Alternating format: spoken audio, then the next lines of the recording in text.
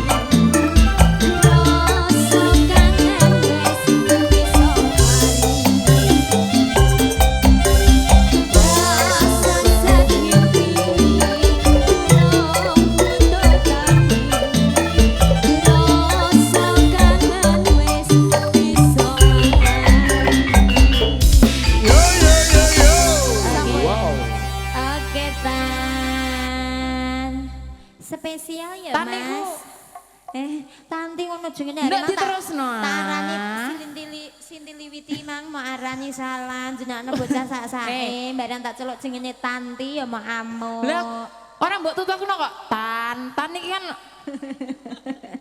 Iya Dek Tanti, ku mang asih kecil mungil cantik ku mang ya. cantik banget loh. Tambah kangennya versi 2 ya Mas Api, aku sesuk nek suaraku nganu kono Mas aku pengen deh. Iya, Apa? Mas. Nek karo wong ngono Dek, nek karo aku senengane di sak penuwun kok. Nek karo awak dhewe ngene ku Rom sak penuwun. Lah iya, ngene ku lho Nek sing karo- mari iri-meri dedengki ngene ku. Aku yo gelem kok semono. Aku yo yo. Tapi itu suatu bentuk apa ya, Cin? apa? Tantangan. Tantangan. Jadi ini upama nada tinggi ini, kayak lo lek dek manggolo nadane ori kabeh. Ori kabeh. Sombong amat. Ya iya makanya gitu. Jadi ini mulane iki hati-hati sayang. Ini mbaknya sama adiknya yang cantik kecil nyamper mau gak jaluk lagu, gak nyuwun lagu. Oh gak Mbak. Ning ndi mang parake ya ampun. Tek menghilang Ram. Boma, ya wis lah diaturi sing Iki lho kaya njaluk apa njaluk ragu. Iki wong buah ape mulai kok iso ape njaluk lagu senengane kok iso. Kowe iki nambah-nambah kok sair karo. Ya, kowe nyanyi ben ora ngantuk Lho mripat. sepi nyanyi ngene kok Rom. Mripate sepet terus cah iki gumun. Mripate? aku. Heeh. Lagunya apa? Lagunya ndut kendut. Tak aturi 1001 ya Mbak. 1001 nganti ana anak lali karo wong tuwa. Maksudnya piye? Sing kondo sapa kok iso negatif thinking bae ku. Mas Ari 1001 ready? Oke. Wong terakhir meripatku kero kok ya. Choose. Ngono ndek ngono permintaan 1001 kowe kok meneng ae, kowe kok bisu cangkemem kok iso. Lagi. Lah ketoprak gak lek muni cangkem. Lah apa? Ih cah iki sing nonton caci cilik akeh ngene muni saru. Iki HP kok iso ya. Cheers. Monggo Mas. Iki ngono Mas, aku nimbal loh Mas, aku 3 jam iki kok lho, semro. Nimbal 3 jam iki aku kok iso. Ayo tanggake. Aku kangen.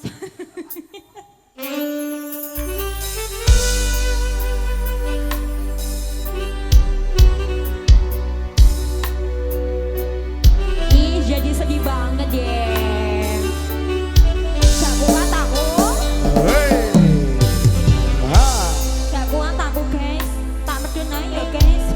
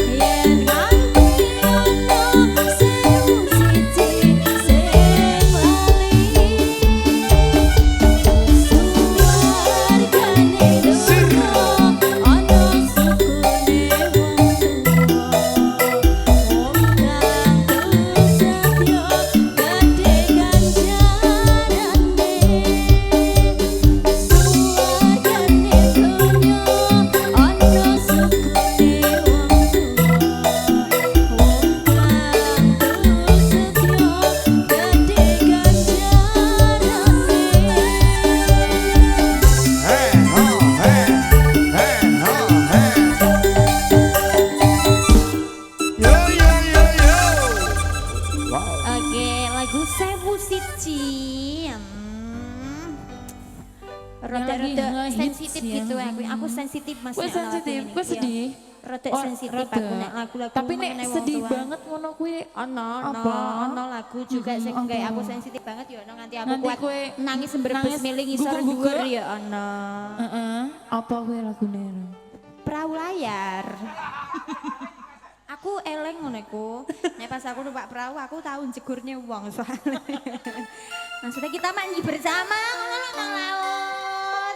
Halo cantik. Ya ampun, namanya siapa? Siapa? Deva. Mau nyanyi nggak sama Mbak Ros? Nggak. Nggak mau, ya udah nyawer aja deh. Minta lagu apa ini Mbak Cantik? Iya, mau nyawer Mbak Arum. Mau minta lagu apa? Takok tenanan naro. Mikirnya kayak wong gede. Kowe kok karo ngene-ngene iki lha apa? Ada deh. Lagunya apa, Mbak? Sembarang wes. Apa? Dewa-dewa. Lagunya dewa-dewa, Mas. Yo. Apa? Dewa-dewa. Dewa-dewot. Dewa-dewa gede dawa. Asik. Yuk, Mas. Ayang-ayang iku lho. Kowe iki cah iki kok iso.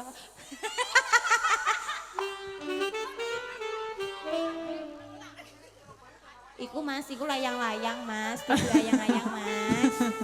Kowe tak ngono lero. Bernyanyi, bernyanyi. Siapa? Loh. Siapa ya? Tak wenehi waktu sak jam. Aja kesuwen kodaan. Eksa nyanyi nduk, eksa nyanyi nduk. Ben awakmu tambah lemu nduk kene. Cus. Sopo Kowe kok gak tak pisah lho.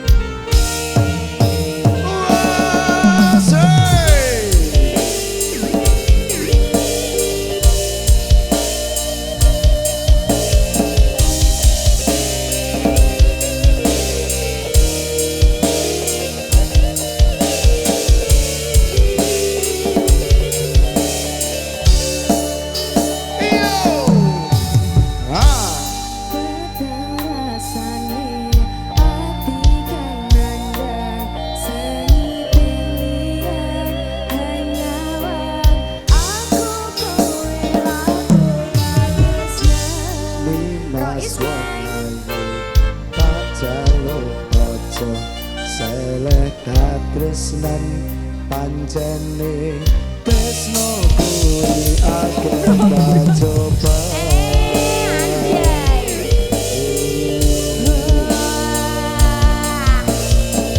Asik.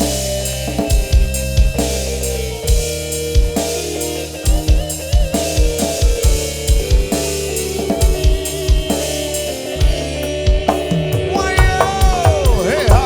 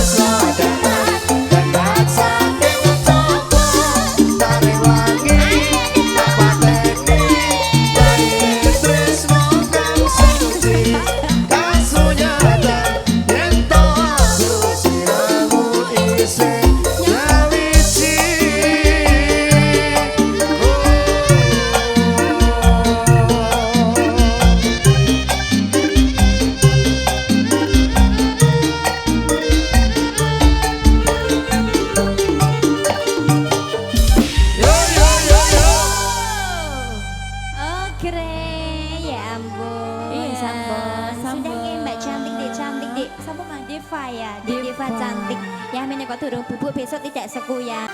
Enggak seku ya, besok bolos. Bareng delok toprak dadine izin nang bu guru. Deva izin tidak masuk sekolah karena habis delok ketoprak nggih bu guru. Karipan Bu Guru. Iki mau permintaan saka Cahyos. Kanca-kanca Seren juga hadir nggih. Oh, Ada nggih. undangan nang katresnanku Mas. Langsung koplo saja. Hai Mas, kowe kok nonton ke pojokan kok ngarep kene gak apa-apa to Mas. Sapa? Iki lho saka jendela kok mengintip-ngintip senengane. Oh, Mas Yas. Iya, Mas kok Yas. menyaksikan uang wedok apa ku pentas ngene ku saru ya. Cie. Senengane ya Diintip. Heeh. Piye to Ya, sawangane? perasaanmu piye ngene nek didelok? Biasa ae. Kowe kudu didelok wah iri Dengki dan Mary cah iki mesti. Plo suplo iki lho delok bojo plo. Ya Mas imbangana ya. Cheers. Sembarang ya, Cahyos. Aku. Oh, kowe. Nah, aku ya imboi ya, Yos. Imboi 100. Hey ha, hey ha.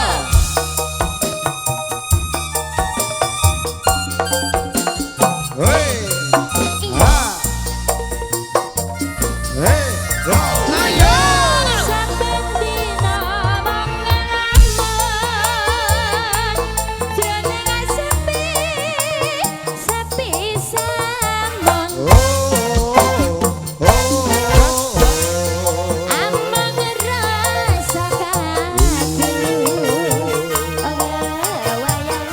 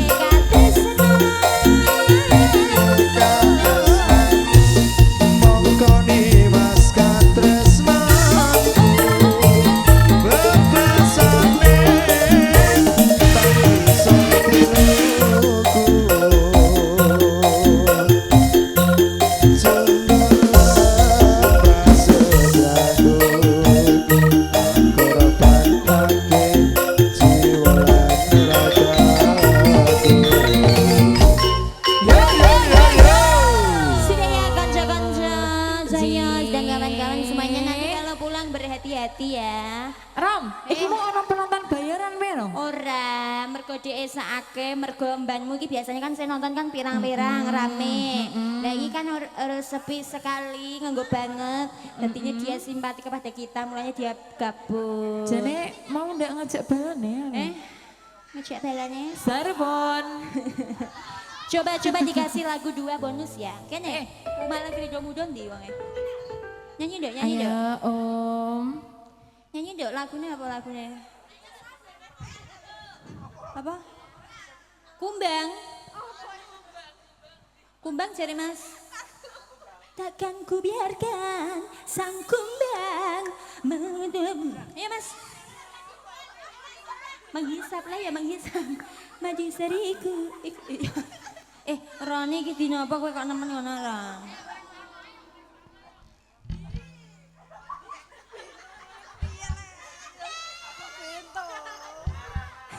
Wewe gombele nang ngarep ya.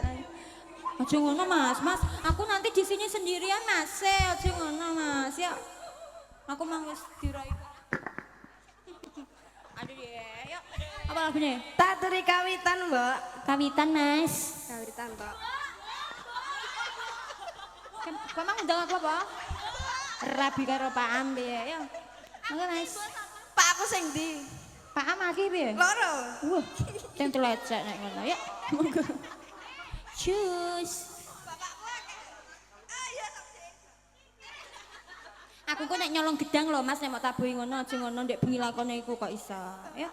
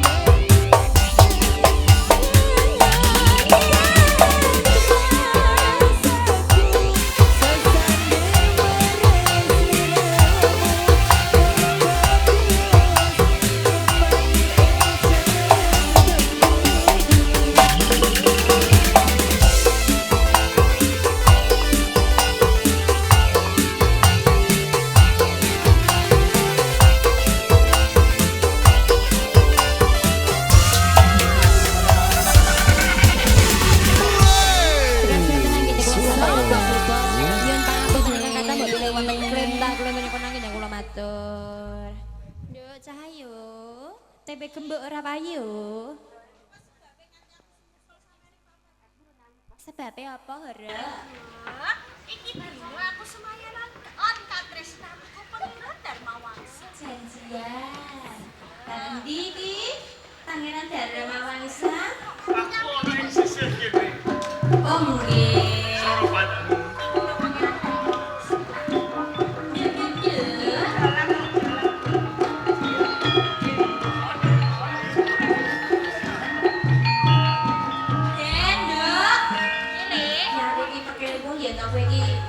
Janjian ana iki pacanganmu bali dhisik wae. Yen ngono sampean kabeh padha bali lapor. Ayo lho. Iya. Pangeran Darmawangsa. Soropatmu. Estunipun kula menika ngantu-ngantu dhateng panjenengan. Jalanan kula menika kaliyan sangat kaliyan panjenengan kok punika. Prabedane kelawan aku sing tak rasake. Saben-saben aku mapan ana ing kasatriyan. Hadas putih Pangeran Darmawangsa. Wayanganmu Soropatmu. Kaya-kaya saben dinane ana ing telenging mripatku. Kados ngaten nggih boten bentenipun kalian kula. Saben dinten kula tansah lamun kalian panjenengan. Saya Pangeran Darmawangsa anggadanging manah kula kepingin sanget gesang sesandingan kalian panjenengan kok punika. Matur nuwun banget. Aku percaya lamun to gedhe rasa tresnamu kelawan aku. Mula kanthi kuwi Kados putih Pangeran Darmawangsa. saben-saben aku mapan ana ing Karang Pradesan. Mestine wae aku jumujuk ing ujug mung kepengin ketemu kelawan kowe Soropatmu. Nyuwun sewu ki Pangeran Darmawangsa. Menawi kula nitik glagat ing pasemana panjenengan. Kok boten kados adat umpianipun. Kok menawi wonten wados ingkang pedhamposipun saklebeting manah panjenengan. Menawi ta wonten wados monggo pedhampika waloka kemawon kaliyan kula Pangeran Darmawangsa. Lantip panyawangmu Soropatmu.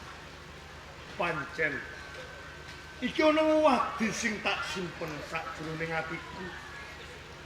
Lamun to aku bloga kelawan kowe. Sapandurat prasasat ora bisa kumecap. Menika kados ngaten. Lamun prayogi pedham menika bloko kemawon kaliyan kula. Kula ugi kepengin mangertosi kok Pangeran Darmawangsa. Kudune kaya ngono. Lamun tak tutup-tutupi perkara iki ing bisuke bakal pinarbida. Soropatmu. Iki kados putih Pangeran. Ngertenono wong ayu. Pendak setahun sepisan. Medang lan Worawari. Kuwi nganakake perang adat. Nganti tumekaning seprene. Perang adat kuwi durung bisa kasirep. Banjur perang kuwi bisa rampung. Kuwi ana syarat lan saranane. Wonten syaratipun. Lajeng syaratipun menapa ki Pangeran Darmawangsa? Bakal dianakake Budi Sana. Cedhane Soropatmu. Kados putih Pangeran. Aku kautus dening Kanjeng Rama kang supaya dedhaopan kelawan Mahadewi. Putri saka Worawari. Jatuh Pangeran Putri Mahadewi. Soropatmu. Sakwise kaprungu. Aku bloko kelawan kowe. Njur kowe ngadoh kelawan aku. Kudune kowe ngerti Soropatmu. Wanita sing tak tresnani.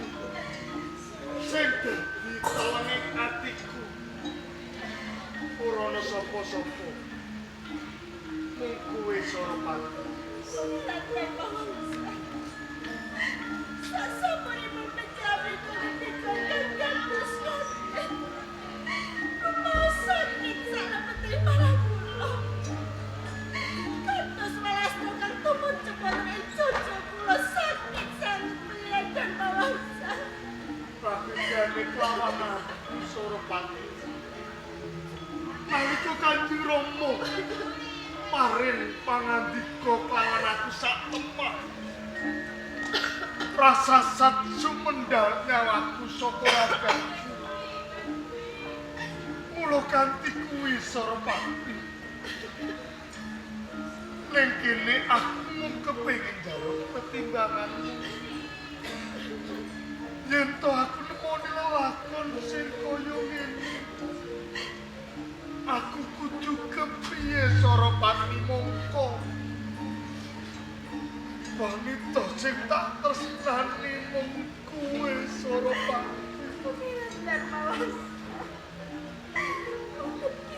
Bapak bisa wonten lakon kantos ngati. Kula tresna lan terus sing batin kalian panjenengan Pangeran Mawangsa. Percaya kelawan aku Sarapati. Aku go tresna kelawan kowe. Lamun toke perintah kelawan aku dina iki supaya aku ninggalno ana ing Medang. Bakal tak lakoni. Kang baku aku urip bebarengan kelawan kowe Sarapati. Pangeran Mawangsa. Jabri kabur ketika ingkang kantos kanten Pangeran Mawangsa. Sarapati nika sampun mangertosi. Sinten to kula? Kula menika namung bocah saka desa. Boten pas latrep nalika kula sandingan kalian panjenengan Pangeran Mawangsa. Dudu kuwi Sarapati. Tresna kuwi ora bisa diukur akeh bondo donya. Mung ati pawitane Sarapati. Mula kanthi kuwi wong ayu. Sakwise kowe mangerteni aja nganti kowe ninggalno kelawan aku.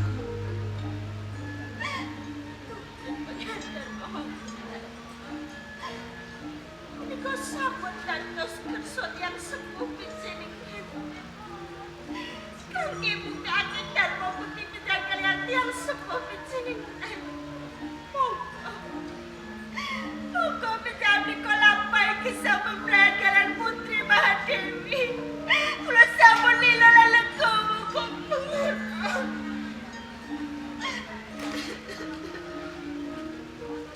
Melila lan lega. Lamun to aku didhapan kelawan Mahadewi Sarapati. Yen kaya ngono kowe ra bedane kelawan Kanjeng Rama. Bisane mung meksa kelawan batinku supaya aku didhapan kelawan Mahadewi. Mongko babar pisan aku ra tresna kelawan Mahadewi Sarapati. Jebul aku kecelik. Tresnamu kelawan aku mung candhek ing pangucap ora kanthi tandhes ing batinmu Sarapati. Ya. Ora dadi ngopo. Yen kaya ngono aku wis mangerteni. Ngertenono Sarapati. Sesuk-esuk barengi pletheken surya aku bakal dijaupan kelawan Mahadewi. Kuwi dudu saka kekarepanku Sarapati. Uga dudu saka ngersane Kanjeng Rama. Mergo iki kowe sing perintah kelawan aku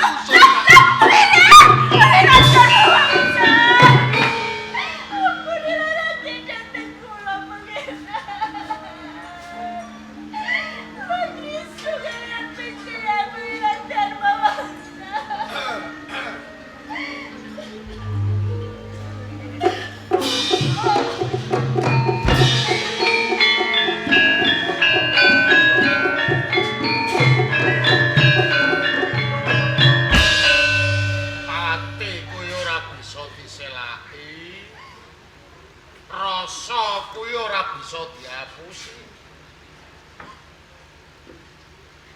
Ayo nganti kowe nibakake luh nangis getune lelakonmu. Irak saka karepmu dhewe to. Terus kula tawa-tawa tangis kados ngene. Jalaran dinten sak menika kula sampun kapedhotan tresna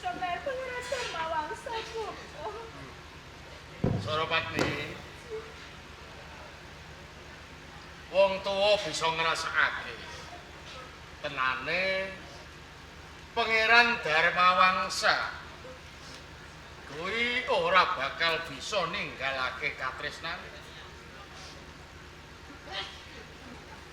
Pangeran Darmawangsa nggone tresnani kowe kuwi ora mawas.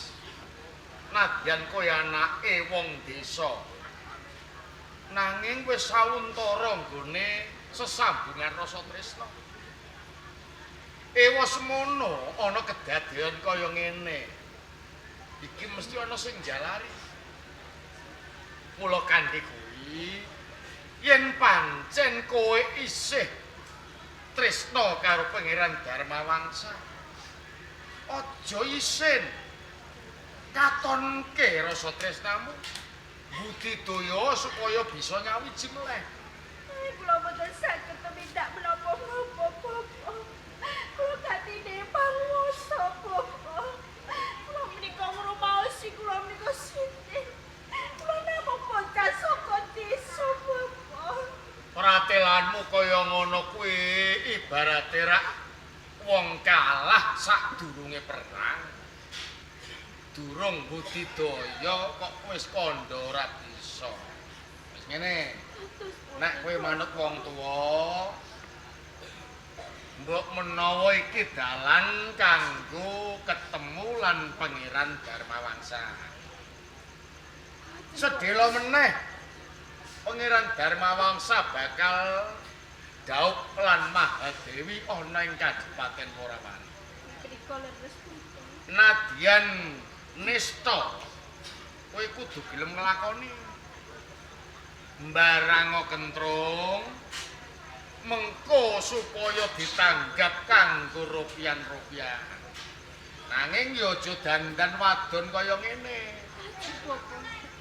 Kowe dandana kaya dene bocah lanang. Aja nganggo jeneng Sarapatmi, nganggo jeneng Jaka Loka ya.